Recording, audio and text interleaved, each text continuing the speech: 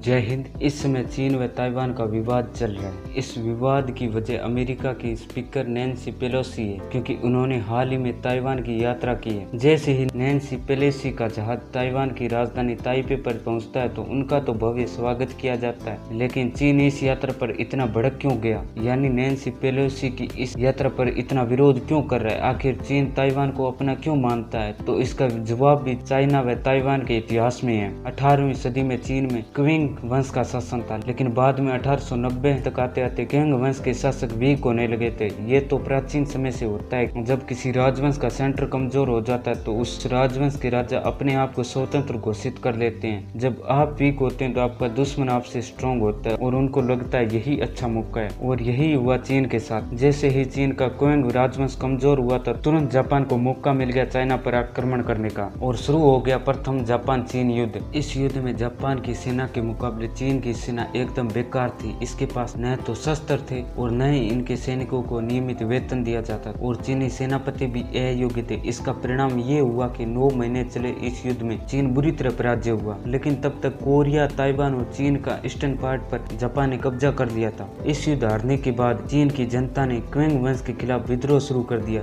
इस समय चीन छोटे छोटे राजवंशों बिखर गया था, लेकिन इसे जोड़ने का काम सन्यासी सेन ने किया था। जिस तरह भारत आजाद हुआ तब भारत में कुल 565 रियासतें थी। इन रियासतों का भारत में विलय करवाने का श्रेय सरदार वल्लभ भाई पटेल व वीपी मेनन को दिया जाता है। उसी तरह चाइना जो छोटे छोटे राजवंशों में बिखर गया था, उन्हें जोड़ने का काम सन्यासी सेन ने किया था। इसके लिए सन्यासी सेन ने कुओमिंटांग पार्टी बनाई थी। सन्यासी सेन ने छोटे छोटे राजवंशों को जोड़ दिया था। उसका नाम रिपब्लिक ऑफ चाइना रखा था, लेकिन 1925 में ही सन्यासी सेन की मृत्यु हो गई थी। इसके बाद कुओमिंटांग पार्टी 2 भागों में बंट गई। एक थी राष्ट्रवादी पार्टी, दूसरी थी कम्युनिस्ट पार्टी। राष्ट्रवादी पार्टी का नेतृत्व चियांग काई शेक कर रहे थे। इनका कहना था कि देश में लोकतंत्र हो, लोगों को अधिकार दिया जाए। वहीं कम्युनिस्ट पार्टी का नेतृत्व माओ जेडोंग कर रहे थे। इनका कहना था कि कम्युनिस्ट कंट्री बनाएंगे। इसके बाद इन दोनों पार्टियों में संघर्ष शुरू हो गया। चियांग काई शेक चाहते थे कि पूरे चाइना पर मेरा अधिकार हो, वहीं माओ जेडोंग भी कहाँ चुप रहने वाले थे। लेकिन इन दोनों पार्टियों का गोल एक ही था, यूनाइटेड चाइना। लेकिन इन दोनों के तरीके अलग अलग थे, इसलिए इन पार्टियों के कारण चाइना में गृह युद्ध शुरू हो गया। इसलिए शंघाई जो उस समय चाइना का मेन पॉइंट था, वहाँ पर राष्ट्रवादी पार्टी के लोगों ने लाखों कम्युनिस्ट लोगों को मार दिया। इसलिए इसे शंघाई नरसंहार कहा जाता है। और इस समय राष्ट्रवादी पार्टी चाइना में पावरफुल थी। वैसे देखा जाए तो चाइना में 2 आइडियोलॉजी के बीच विवाद चल रहा था, इसलिए राष्ट्रवादी पार्टी को लगा होगा कि हम चाइना में लोकतंत्र बनाना चाहते हैं, इसमें कम्युनिस्ट लोग खतरा है, इसलिए कम्युनिस्ट लोगों को ही खत्म कर देते हैं। इसके बाद पूरे चाइना में गृह युद्ध शुरू हो गया था, और इस समय चाइना में दोनों पार्टियां आपस में लड़ रही थी। इसका फायदा जापान ने उठाया, और जापान ने चाइना के सबसे बड़े क्षेत्र मंचूरिया पर कब्जा कर लिया था। यानी जापान तो धीरे धीरे चाइना के क्षेत्र पर कब्जा करते जा रहा था, लेकिन चीन अभी भी गृह युद्ध में फंसा हुआ था। इसके बाद राष्ट्रवादी पार्टी व कम्युनिस्ट पार्टी के लोग एक हो गए और जापान के खिलाफ संघर्ष करने लगे। उसमें जापान इतना पावरफुल था कि चीन के दोनों पार्टियां भी जापान को हरा नहीं पाई। इसके बाद अमेरिका ने जापान पर परमाणु बम गिरा दिया और जापान ने आत्मसमर्पण कर दिया था। इसी के साथ सेकेंड वर्ल्ड वॉर भी खत्म हो गया था, और इसके बाद जापान ने जो चीन के क्षेत्र पर कब्जा किया था वो जापान के हाथों से निकल गया था। इसके बाद माओ जेडोंग ने यूएसएसआर की मदद लेकर कम्युनिस्ट लोगों ने राष्ट्रवादी पार्टियों के लोगों को मारना शुरू कर दिया, और अंततः मेनलैंड चाइना पर कम्युनिस्ट लोगों का अधिकार हो गया। वहीं 1950 तक राष्ट्रवादी पार्टी व उनकी विचारधारा को मानने वाले लोग एक द्वीप पर चले गए, जिसे आज हम ताइवान कहते हैं। जब मेनलैंड चीन पर कम्युनिस्टों की जीत हुई तो कम्युनिस्ट सरकार ने चीन का नाम पीपुल्स रिपब्लिक ऑफ चाइना कर दिया था।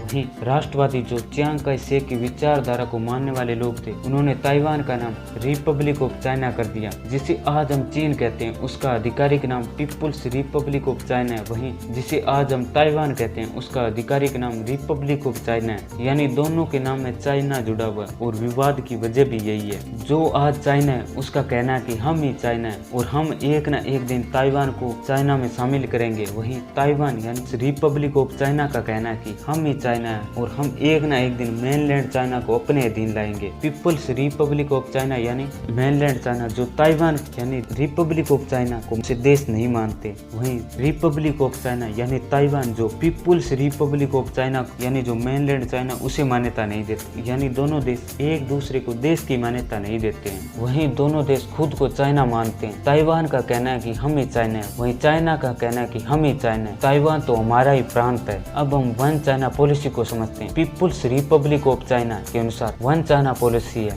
वन चाइना पॉलिसी की माने तो ताइवान कोई अलग देश नहीं है बल्कि चीन का ही हिस्सा है। इस कारण अधिकतर देश वन चाइना पॉलिसी का समर्थन करते हैं और भारत भी वन चाइना पॉलिसी का समर्थन करता है। चीन वन चाइना पॉलिसी के तहत ताइवान को हमेशा एक प्रांत के रूप में देखता है जो उससे अलग हो गया। चीन का कहना है कि भविष्य में ताइवान को चीन का हिस्सा बनना ही होगा। इसके लिए चीन को सेना की मदद लेनी पड़े तो वह ऐसा करेगा, क्योंकि इससे पहले भी चीन तिब्बत पर कब्जा करके ऐसा कर चुका है। वहीं 1950 से ताइवान स्वतंत्र रहा है। वहीं ताइवान खुद को स्वतंत्र रखना चाहता है, जबकि चीन वन कंट्री टू सिस्टम के तहत ताइवान चीन में शामिल करना चाहता है। अब आप लोग सोच रहे होंगे वन कंट्री टू सिस्टम क्या है। वन कंट्री टू सिस्टम नाम से ही पता चलता है कि एक देश में दो सिस्टम होंगे। इसी के तहत मकाऊ व हांगकांग शामिल है। इस वन कंट्री टू सिस्टम में एक अलग सरकार होती है, क्योंकि चीन एक कम्युनिस्ट देश है। वहीं मकाऊ व हांगकांग में अलग विधानसभा है। इन देशों की पुलिस भी अलग होती है। इन देशों की चीन से अलग करेंसी भी है। इसी वन कंट्री टू सिस्टम के तहत ताइवान को भी चाइना में शामिल करना चाहते हैं, लेकिन Taiwan one country two system के प्रस्ताव को ठुकरा दिया। यूएनओ में रिपब्लिक ऑफ चाइना यानी ताइवान को ही चीन मानते थे। अधिकतर देश ताइवान को ही मान्यता देते थे और वही मेनलैंड चाइना यानी पीपुल्स रिपब्लिक ऑफ चाइना को उस समय यूएनओ में मान्यता नहीं थी। जब ताइवान यानी रिपब्लिक ऑफ चाइना यूएनओ में सदस्य था और शीत युद्ध में ताइवान को अमेरिका का पूर्ण समर्थन था, लेकिन अमेरिका आर्थिक प्रगति के लिए नए बाजार तलाश रहा था। चाइना की आबादी 60 करोड़ थी, वहीं ताइवान की आबादी महज 1 करोड़ के आसपास थी। ऐसे में अमेरिकी कंपनियां चाहते थे कि अमेरिका ताइवान की जगह चीन को मान्यता दे। और फिर क्या था, एक के बाद एक देश चीन को मान्यता देते चले गए और आज के समय पीपुल्स रिपब्लिक ऑफ चाइना को मान्यता देने वाले देशों की संख्या 181 हो गई है। वहीं ताइवान को मान्यता देने वाले देश केवल 14 ही रह गए हैं और चीन वन चाइना पॉलिसी के तहत ताइवान को चीन ने अपना प्रांत घोषित कर दिया। इसलिए अधिकतर देश वन चाइना पॉलिसी को ही मानते हैं और ताइवान को चीन का हिस्सा मानते हैं। चीन के राष्ट्रपति शी जिनपिंग कह चुके हैं कि ताइवान को चीन में शामिल होना होगा। इसके लिए चीन किसी भी हद तक जा सकता है, मगर ताइवान खुद को एक स्वतंत्र देश मानता है। इसका अपना संविधान व चुनी हुई सरकार है। जब चीन की धमकी के बावजूद अमेरिकी प्रतिनिधि सभा के स्पीकर नैन्सी पेलोसी ताइवान का दौरा करके वापस जा चुकी है, तो ताइवान के आसपास क्षेत्रों पर चीनी सेनाओं ने युद्ध अभ्यास शुरू कर दिया है और चीन लगातार मिसाइलें दाग रहा है। और अब क्या आखिरकार चीन ताइवान पर कब्जा करने वाला है? यदि ऐसा है तो क्या दोनों देश में कौन सबसे ताकतवर है? यदि चीन ताइवान पर कब्जा कर लेता है तो क्या होगा? यदि हम चाइना की आर्मी की बात करें तो 20 लाख एक्टिव सोल्जर है, वहीं ताइवान के पास महज 2 लाख एक्टिव सोल्जर है। चाइना के रिजर्व सोल्जर की संख्या 5 लाख है, वहीं ताइवान के पास 15 लाख रिजर्व सोल्जर है। इस आंकड़ों को देखकर आपको लग रहा होगा चाइना की आर्मी ज्यादा है, लेकिन चाइना दुनिया का चौथा सबसे बड़ा देश है। चाइना के जितने देशों से भी सीमा लगती है, लगभग उन सभी देशों से चीन का सीमा विवाद है। वहीं ताइवान से तो केवल चीन को ही विवाद है। चाइना के पास 5000 टैंक है, वहीं ताइवान के पास महज 1200 टैंक है। चाइना के पास आर्टिलरी गन 1734 है, वहीं ताइवान के पास 1410 आर्टिलरी गन है। आर्टिलरी गन के मुकाबले दोनों देशों में ज्यादा अंतर नहीं है। चाइना के पास मल्टी बैरल रॉकेट लॉन्चर 4120 है, ताइवान के पास मल्टी बैरल